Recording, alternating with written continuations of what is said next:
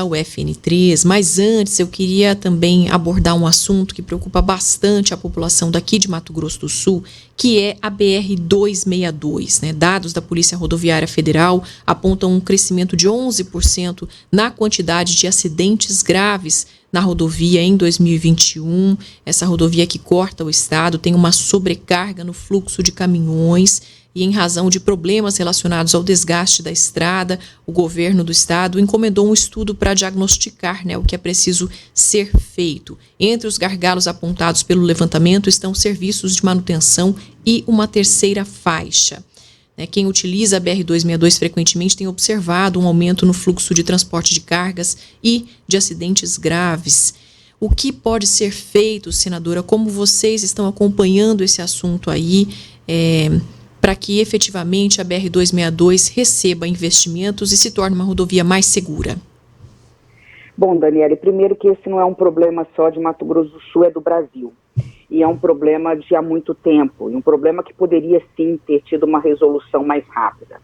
É preciso entender o tamanho do estado que nós queremos. Um estado grande que não dá conta de fazer tudo, um estado necessário do tamanho ideal que possa, em parceria com iniciativa privada, né, com investidores privados, ajudar a dar qualidade de vida para as pessoas. Enquanto a gente não consegue privatizar no sentido de pedagiar, ou mesmo sem pedágios, fazer parceria com a iniciativa privada, nós vamos ficar sempre gastando, enxugando gelo e gastando dinheiro público que está faltando para a saúde, para a educação, para a segurança pública, para investimentos em geração de emprego em asfalto. Infelizmente, né, ninguém come asfalto.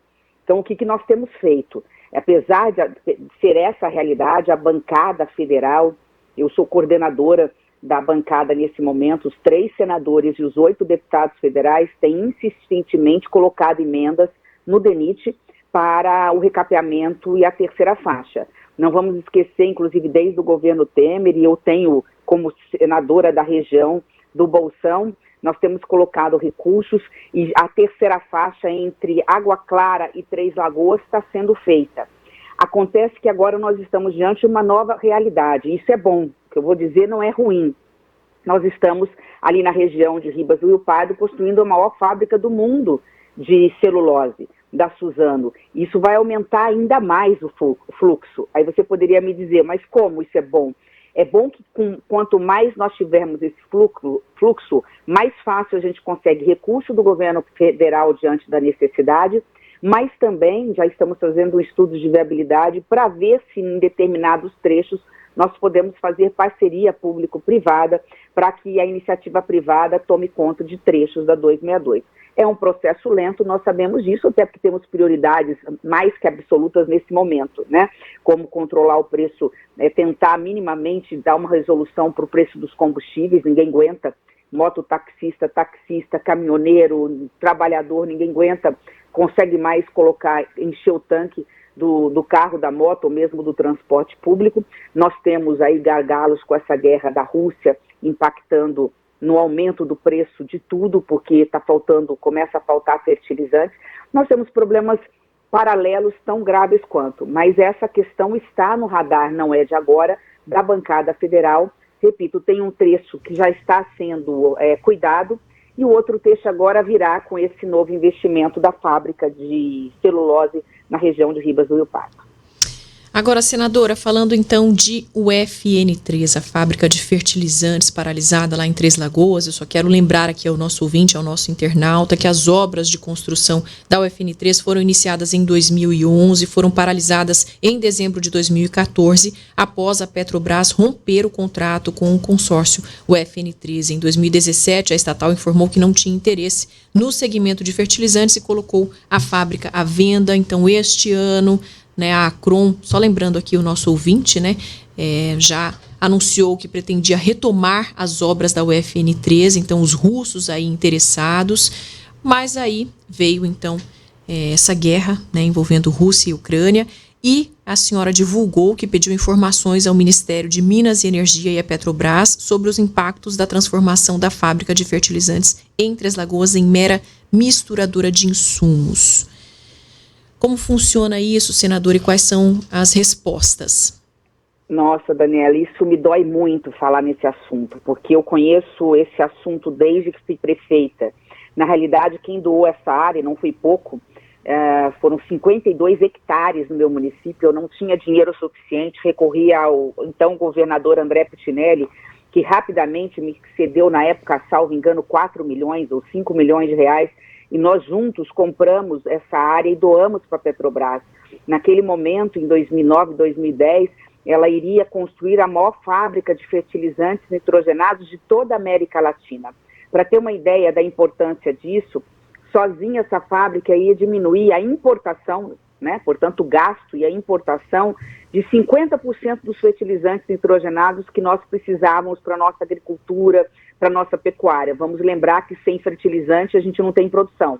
A gente tem comida mais cara na mesa do trabalhador porque vai ter o grão mais fraco, então tem menos produtividade.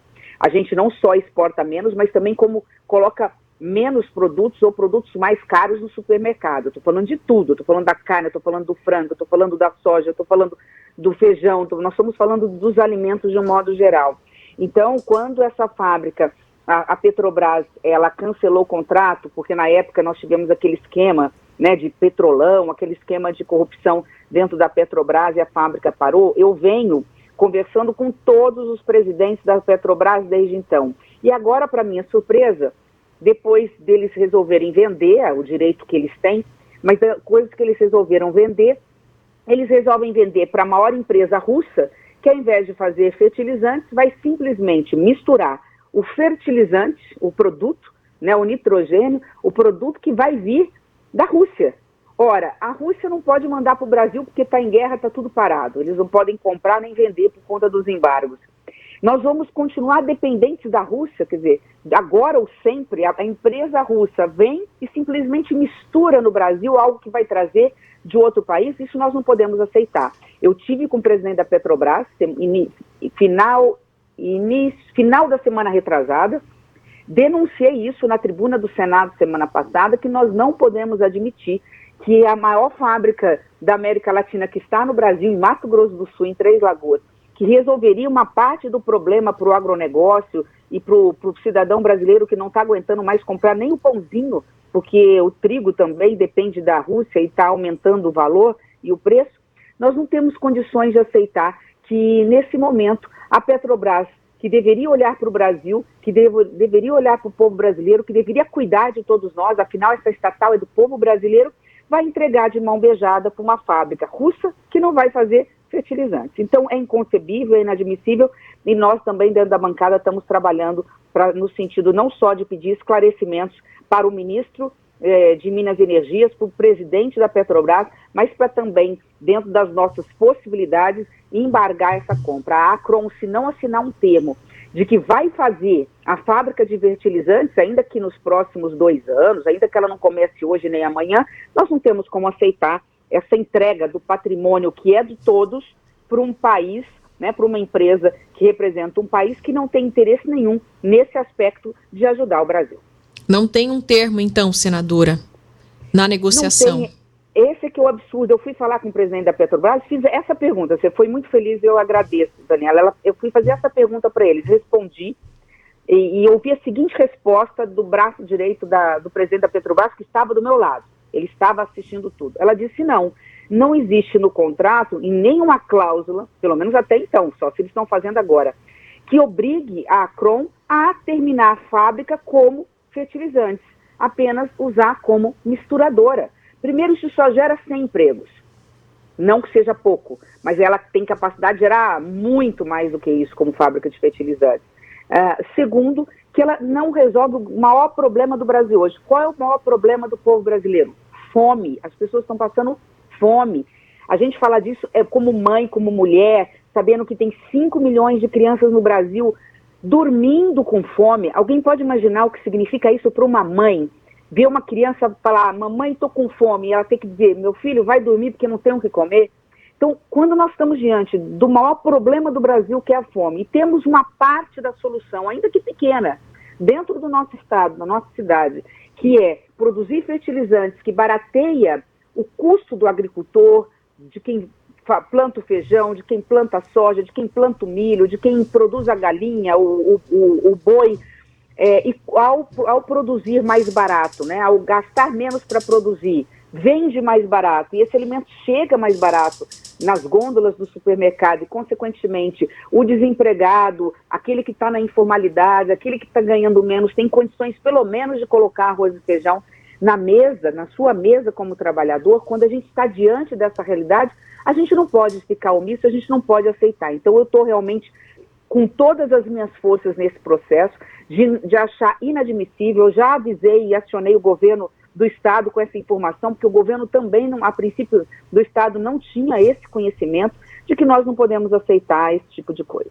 Quando vocês devem ter uma resposta, senadora, para a gente encerrar a nossa entrevista? Isso. Eu apresentei um requerimento apoiado pelo presidente do Congresso Nacional e pelos senadores. Os senadores de Mato Grosso do Sul, Soraya e Nelsinho, assinaram também, e os outros parlamentares do Senado Federal, para que eles possam nos esclarecer. Então, eles têm aí mais ou menos uns 15 dias para nos esclarecer a partir daí. E aí a informação oficial, ela vem oficial para a nossa mesa, para o Senado Federal. A partir daí, nós temos condições de ver que providências nós poderemos tomar, porque dependemos, obviamente, da resposta da Petrobras. Desistiram, mudaram de ideia, o mundo está embargando a Rússia, o mundo está falando, nós não vamos mais comercializar com vocês enquanto vocês ficarem bombardeando maternidades, como aconteceu agora.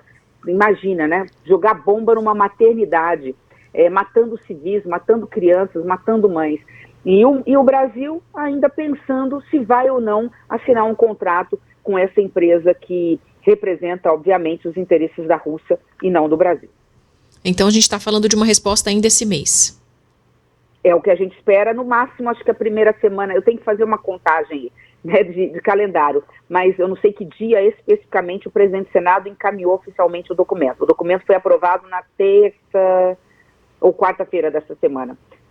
O iniciozinho de abril. Senadora Simone Tebet, ela que também é pré-candidata à presidência da República, conversando aqui com a gente, então, sobre BR-262 e também a fábrica de fertilizantes UFN3. Muito obrigada pela sua entrevista, senadora. Bom dia. Eu que agradeço. Bom dia a todos. 9h18.